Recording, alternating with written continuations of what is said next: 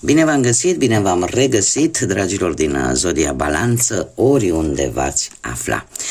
Ei, și uite că a venit timpul să facem și lectura pentru luna lui octombrie. Parcă ieri a fost Crăciunul, acum iar ne pregătim. Dar până atunci, haideți să facem această lectură generală pentru luna lui octombrie, așa că toți cei care aveți soarele, luna, Venus, ascendentul sau oricare alt aspect astral important pentru voi din harta voastră natală și care are legătură cu Zodia Balanță, această lectură este de asemenea și pentru voi.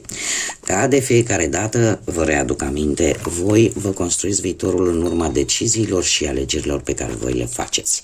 Așa că vă rog să luați decât acele mesaje care rezonează cu voi, restul lăsați-le să zboare în univers, pentru că sigur sunt pentru alte energii, care într-o mai mică sau mai mare măsură au o legătură cu Zodia Balanță. Cei care mă urmăriți deja, sunteți abonați de deja destul de multă vreme, știți, am scos câte o carte din oracolul frunzelor de ceai, o carte pentru fiecare săptămână întreagă, în așa fel încât să vedem ce este important, da, o imagine de ansamblu. Dar înainte de a începe această lectură la modul propriu zis, vreau să vă spun câteva lucruri, zic eu, importante, benefice de știut în ceea ce privește această lună octombrie din punct de vedere astrologic. Este o lună care vine cu o ușoară, să zicem așa, ne ia mai ușor. După zbuciumatul septembrie, în care și aspectele astrale au fost unele destul de intense, da, am avut parte de niște eclipse importante de lună, parțiale de soare, care încă își mai arată efectul din punct de vedere energetic. Luna lui octombrie este o lună care are și păstrează acea energie intensă, dar care nu mai e atât de ostilă. Asta pentru că avem și, uite, o lună plină. Începem octombrie cu o lună plină în Berbec, pe 7 octombrie, care ne îndeamnă fiți inteligenți, luați decizii inteligente, expuneți-vă punctele de vedere într-un mod inteligent, într-un mod cât mai asertiv și, de asemenea, pe lângă acest lucru, trebuie să vă spun că avem și un Venus în balanță, un Venus în balanță undeva pe 13 octombrie, care vine cu o atenție un pic mai mărită la relațiile noastre cu cei din jur, relații sentimentale, la aspectul nostru fizic, la estetica noastră, la căutarea acelui echilibru, acelei armonii și e posibil și la încheierea într-un mod cât mai bun a unor situații, a unor acorduri. Cu ce mai vine această lună, a doua lună de toamnă, care și pentru voi știți că are o însemnătate pentru mulți dintre voi, da, care vă veți celebra zilele de naștere și pe această cale eu vă doresc tot binele din lume, să aveți parte de tot ceea ce vă doriți cel mai mult pe această lume. Revenind la aceste aspecte astrologice, dintre cele mai importante, ca să zicem așa, și mai benefice pentru fiecare dintre noi, nu neapărat numai pentru zodia voastră, avem un Marte care formează un trigon frumos cu Saturn. Chiar dacă este către sfârșitul lui octombrie, totuși nu vine cu lucruri bune. De ce? Vine cu armonie perfectă aproape între acțiunea lui Marte cu structura lui Saturn. Și în felul ăsta aduce o determinare, aduce răbdare, aduce organizare și în sfârșit putem încheia acele situații dificile cu care poate ne-am confruntat până în acest moment.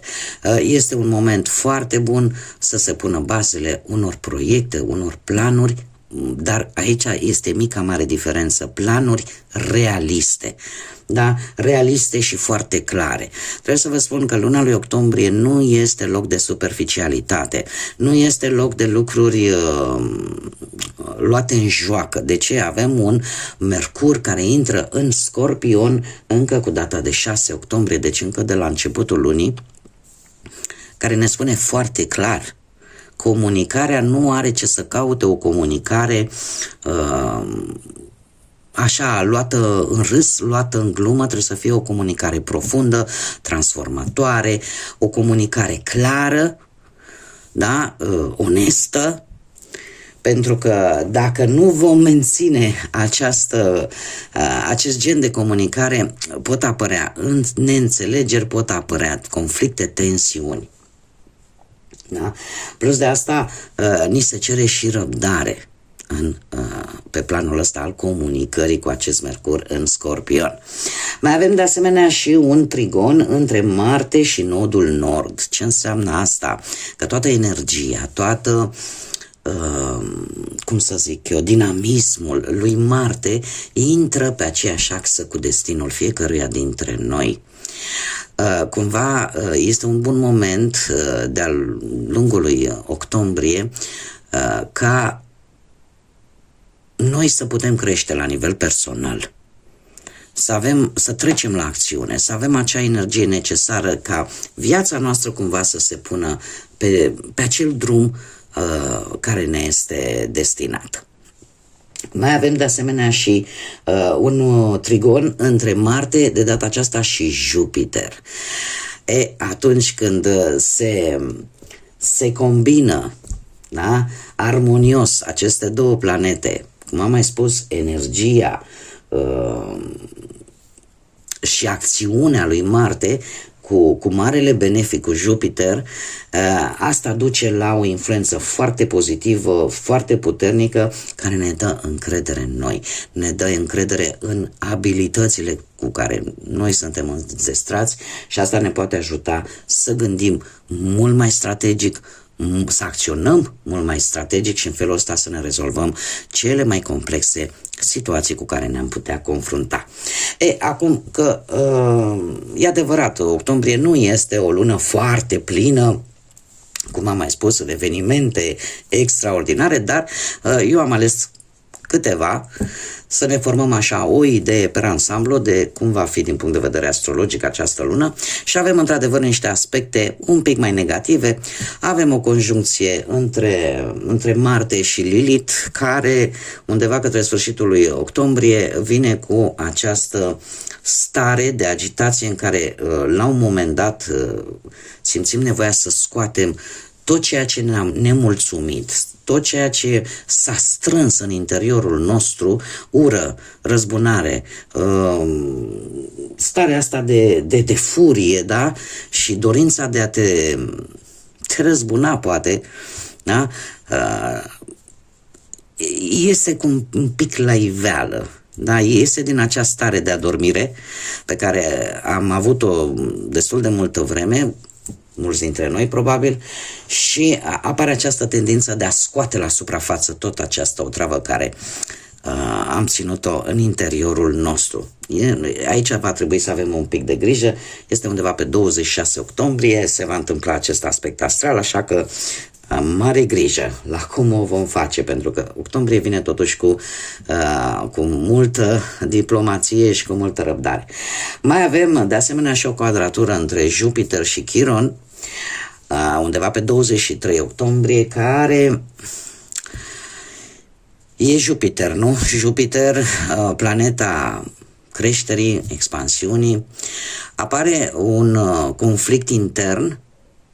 De ce? Pe de-o parte, avem această tendință să creștem, să ne dezvoltăm la nivel personal,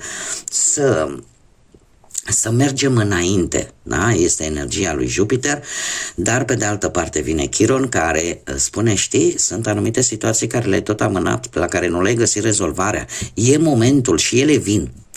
Deci vă puteți aștepta ca anumite situații din trecutul vostru să revină în viața voastră. De ce? Nu pentru că vă face rău, ci pur și simplu pentru că ele nu au fost rezolvate la momentul care trebuia, au fost amânate, răni din trecutul vostru care nu și-au găsit vindecarea sau pe care voi încă nu ați reușit să le vindecați și atunci cumva această quadratură între Jupiter și Chiron vine să îți zică, știi, nu poți să avansezi, nu poți să crești dacă nu rezolvi cu tare lucru care a rămas nerezolvat sau dacă nu te vindeci, nu-ți vindeci anumite răni interne pe care încă nu le-ai vindecat. Cum de asemenea sunt într-adevăr multe planete retrograde, avem un Saturn, Uranus, Neptun retrograd, dar trebuie să vă mai spun că Pluton rămâne învărsător, da, el mai iese, mai intră, da, perioade foarte scurte de timp, dar este un aspect astral care va ține 20 de ani, care, fără să ne dăm seama, va restructura într-un mod radical toate structurile sociale, tehnologice, da, și asta la nivel global. Așa că per total, vis-a-vis și de acest aspect astral, vin mari schimbări. Aceste schimbări vin aproape în fiecare lună, bineînțeles, cu celelalte aspecte astrale. Acum, pentru voi, dragilor din Balanță, această lună octombrie vine cu curaj, dar în același timp trebuie să știți că acest curaj nu depinde de reacția celorlalți.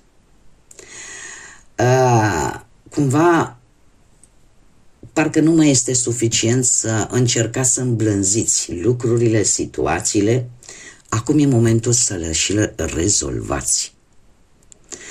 Cum bine am văzut, nu? Cu această quadratură a lui Jupiter cu Chiron. De asemenea, posibil să apară anumite tensiuni în relații care cer comunicare fără ocolișuri, care cer adevăr, care cer onestitate. Ce ar mai fi de spus? Faptul că, nu știu, poate pe partea asta a muncii trebuie să aveți mai multă grijă pe anumite proiecte care pe voi vă preocupă mai mult. Eu aș spune că pe partea asta a muncii, cumva voi, până acum, poate erați interesați mai mult pe impresia pe care o creați în viața voastră profesională și nu neapărat pe rezultate. Luna lui octombrie vine și spune, știi, axează-te și preocupă-te mai mult de rezultatul în sine și nu de impresia pe care o cauzează. Da? Asta înseamnă să fiți un pic mai pragmatici în ceea ce privește partea asta a muncii. Este un îndemn pentru voi din partea astrelor să fiți mai cinstiți cu voi înșivă, pentru că voi sunteți cel mai bun aliat pentru voi. Știu că sună un pic ciudat, dar cel mai bun aliat e cumva recapătă-ți încrederea în tine însăți. Tu ești cel mai bun aliat al tău. Cum de asemenea e posibil ca organismul vostru, fizic vorbind, să aibă nevoie mai multă de odihnă. Așa că încercați să evitați pe cât posibil epuizarea, mai ales socială, excesivă. Ce înseamnă asta? Nu mai stați foarte mult, nu mai pierdeți timpul foarte tare, nu știu, pe internet cu tehnologia asta care tot a apărut. Deci apare într-adevăr organismul vostru vă va da niște semnale că e momentul să faceți un pic de pauză, să vă relaxați și probabil că există o epuizare și socială în sensul că lucru cu oamenii, dar probabil că vă veți simți foarte obosiți și nu va fi o lună extraordinară, să zicem așa, în relațiile foarte, pe o perioadă lungă de timp, să stați în aglomerații, să ascultați poate multă gălăgie, cumva organismul vă va da niște semnale. Acum, haideți să trecem și la cărți, să vedem ce ne spun ele. Și avem prima săptămână din octombrie, care vine cu Taurul, nu da înapoi în fața opoziției, arată-te puternic și cu va veni un moment în care va fi nevoie să-ți aperi punctul de vedere, dar așa cum bine am văzut, îți aperi punctul de vedere într-o formă inteligentă, strategică. Avem a doua săptămână, Inelul, se pare, ori un eveniment legat de sentimente, da? Ori o căsătorie, o cununie, ceva care va avea loc sau o înțelegere foarte bună pe termen lung pentru voi. Că e un contract, că e o înțelegere, e ceva benefic pentru voi. Avem Pădurea pe a treia săptămână din octombrie, se pare că sunt niște lucruri totuși neclare, apar niște lucruri neclare vis-a-vis de o anumită situație și care o să vă pună un pic pe gânduri, dar știți cum e, avem noi o vorbă, dacă nu vezi pădurea de copaci, ce-ți rămâne de făcut? Te îndepărtezi un pic, în așa fel încât să vezi situația pe ansamblu. Da? Este un mic blocaj vis-a-vis de o situație, dar de ce? Pentru că nu prea vezi tu lucrurile foarte clar. Nu trebuie să te grăbești, te îndepărtezi un pic în așa fel încât să vezi dintr-o altă perspectivă situația. Și avem a patra săptămână cu rechinul care vine cu un avertisment de a avea grijă de ceva care e posibil să se piardă și în mare parte legat de bănuți. Legat de bănuți. Deci trebuie să aveți grijă că ceva va fi pierdut sau, nu știu, că e obiect sau că este o cantitate de bani. Haideți să vedem ce ne spune și tarotul, ce vine pentru dragii mei din balanță în luna lui octombrie, atât pe plan profesional, financiar sau sentimental. Să vedem.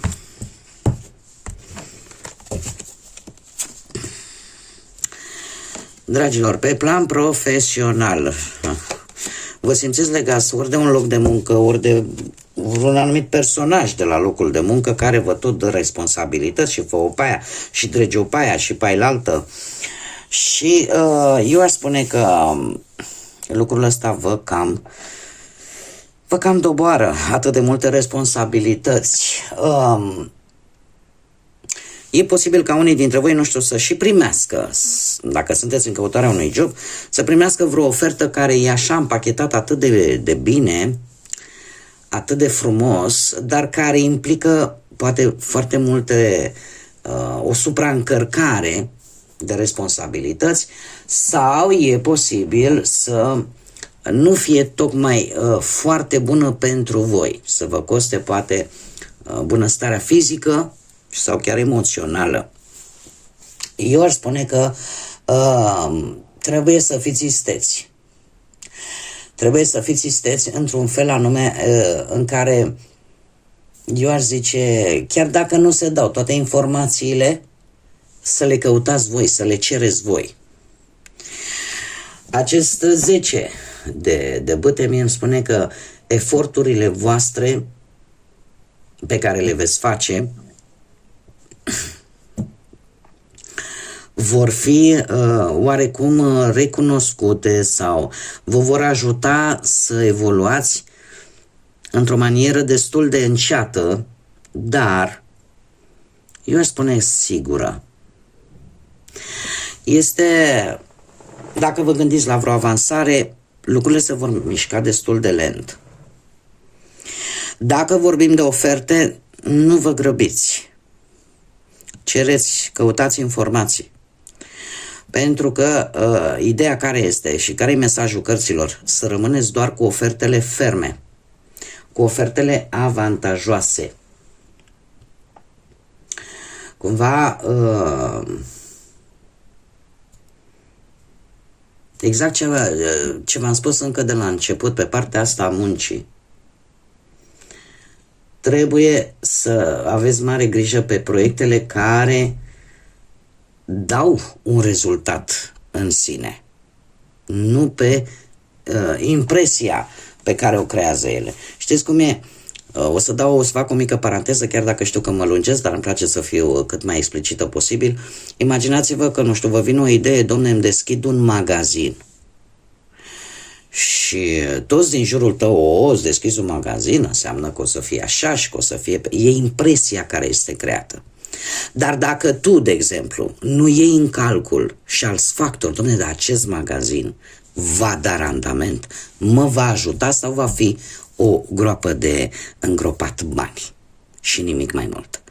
Aici este diferența pe care voi trebuie să o faceți și unde trebuie să fiți voi atenți în această lună. Am aici zodii de apă, rac pe Scorpion sau zodia Capricorn, care pot avea legătură cu partea asta a muncii. Haideți să vedem pe partea bănuților. Pe partea bănuților am zodii de pământ, Taur, Fecioară, Capricorn. Dragilor, dragi.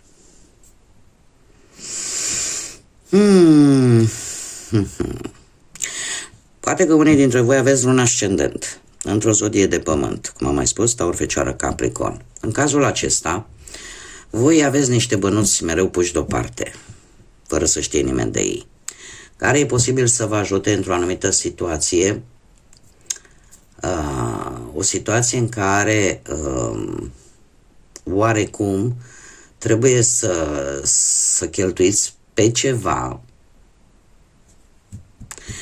care îți dă așa o stare de teamă, pe un lucru, pe o situație, o rezolvare a unei situații care să vă dea vouă așa o ușoară teamă și o ușoară stare de îndoială. Lucru care de-al minteri se vede și cu acest 9 de spade, un 9 de spade care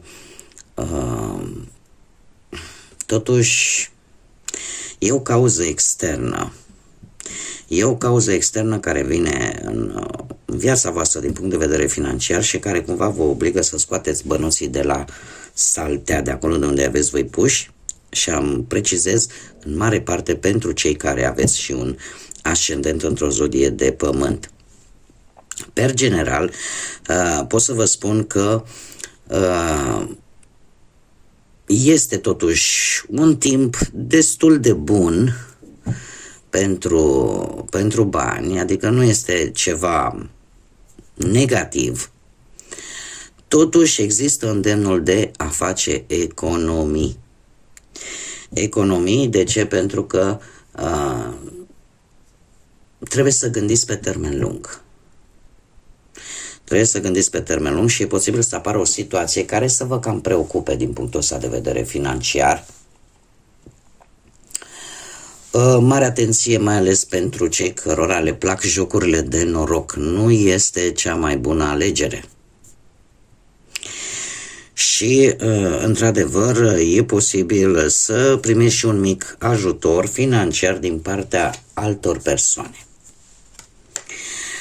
Mergem mai departe. Cei care sunteți într-o relație, dragii mei din Balanță. Avem zodia Scorpion. Cei care sunteți într-o relație, voi treceți printr-o perioadă destul de transformatoare în luna lui octombrie. Și eu aș zice că apar într-adevăr, așa cum am mai spus, încă de la începutul lecturii, apar mici tensiuni în relație, că aici este de fapt transformarea, în care voi trebuie să aveți un dialog real, un dialog cinstit, în care să se spună adevăruri, indiferent că vă vor durea sau nu. Adevărul e unul singur și apare această necesitate. Dar trebuie să vă spun un lucru pentru cei care sunteți într-o relație. Odată ce aveți această discuție, discuțiile clare, oneste, ele aduc claritate și cel puțin în situația actuală vă pot ajuta să vă construiți un nou început bazat pe sinceritate, bazat pe adevăr, bazat pe o bază mult mai solidă în relația voastră. De ce avem acest 3 de spade de care toată lumea fuge, care într-adevăr ne vorbește despre dureri emoționale. Cer scuze pentru întrerupere. Deci, cum spuneam, pe partea asta a relațiilor, cei care sunteți într-o pereche, formați deja un cuplu, sunt lucruri care trebuie discutate, sunt lucruri care, într-adevăr, probabil că nu o să vă convină în mare parte, ori vouă, ori perechii voastre, dar este necesară această comunicare sinceră, este necesar adevărul, onestitatea și atâta timp se pare că există sentimente adevărate, atâta timp cât există adevăr și dorință, se pare că lucrurile se vor rezolva. Chiar dacă, cum am mai spus, veți auzi poate cuvinte care nu le-ați fi dorit, totuși cărțile mi-arată un nou reînceput, o reînnoire, da? O comunicare și o conexiune mult mai profundă față de ce probabil a fost înainte, o renaștere a relației, o renaștere de sentimente și cumva un nou început, plin de sentimente mult mai puternice și de o înțelegere mult mai bună a lucrurilor. Și aici, tocmai aici începe de fapt transformarea pe partea asta a relației, în care ceva moare, ceva trebuie să se ducă, ce este negativ, ce nu vă ajută cu absolut nimic în relație, și pentru a face loc lucrurilor pozitive. Chiar dacă, știți cum e, că transformările astea profunde cu care vine Scorpionul sunt transformări care marchează, care te marchează, dar care ele, indiferent cât de dureroase ar veni, ele de fapt sunt ca o potecă care se deschide către bine, către ce este mai bine pentru voi. Mergem mai departe, cei care sunteți singurei, se pare că nici voi nu veți scăpa de situații limită, ca să zic așa. O situație cu acest 8 de monede în care există nu știu cum să spun eu, o foarte mare concentrare pe un anumit aspect material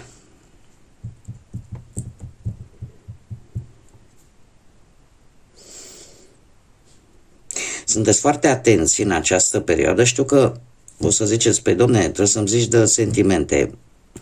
Ce să vă zic, mie aici nu mi-apar. Dar mi-apare într-adevăr o canalizare foarte mare pe partea asta poate financiară și poate mai puțin pe cea sentimentală. Cum de asemenea acest 8 de monede îmi vorbește de voi vreți o schimbare benefică în viața voastră.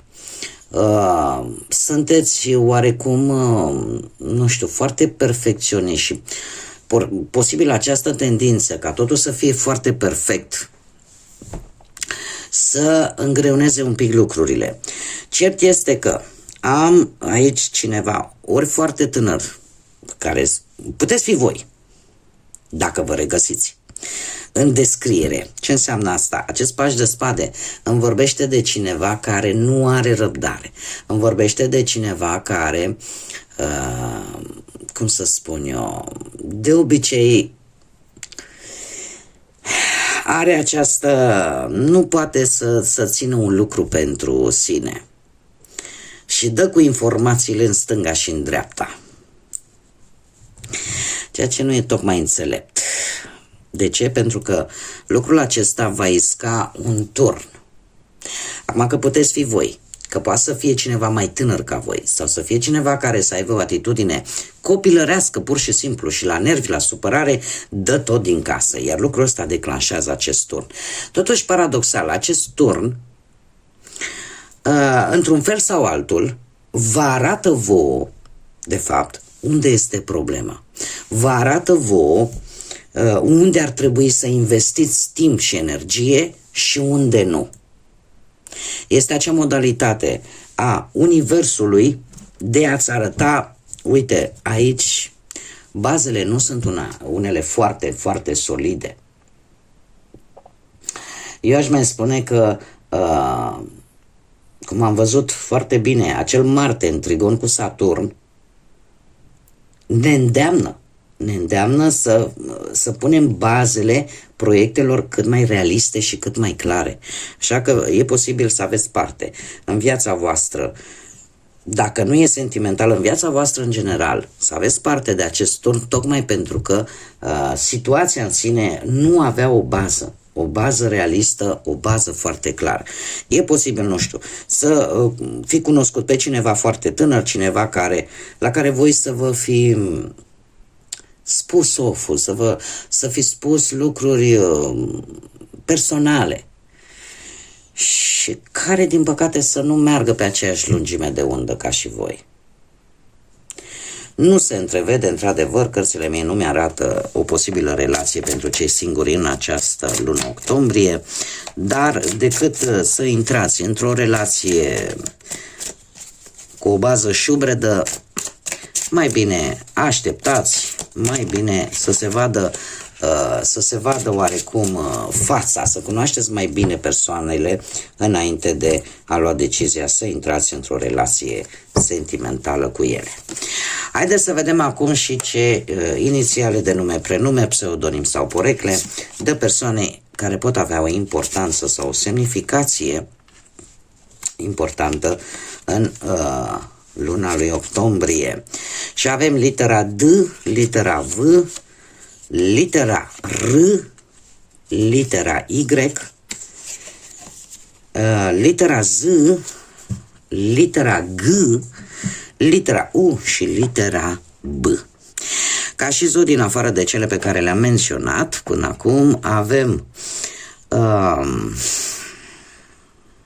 zodii de apă, Rac, Pești, Scorpion, care predomină, și eu aș mai zice și zodii de aer, la fel ca și voi, Gemeni, Balanță sau Vărsător.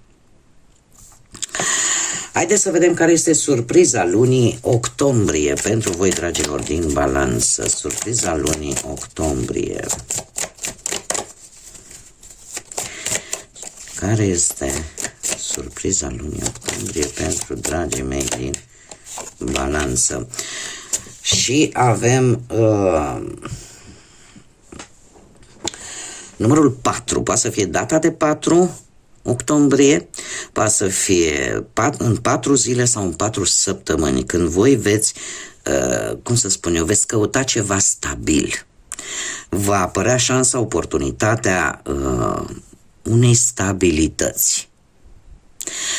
Este, sau poate acea necesitate, tocmai pentru a-ți recăpăta stabilitatea, să faceți un pic de ordine în viața voastră sau într-o anumită situație, să fiți un pic mai organizați.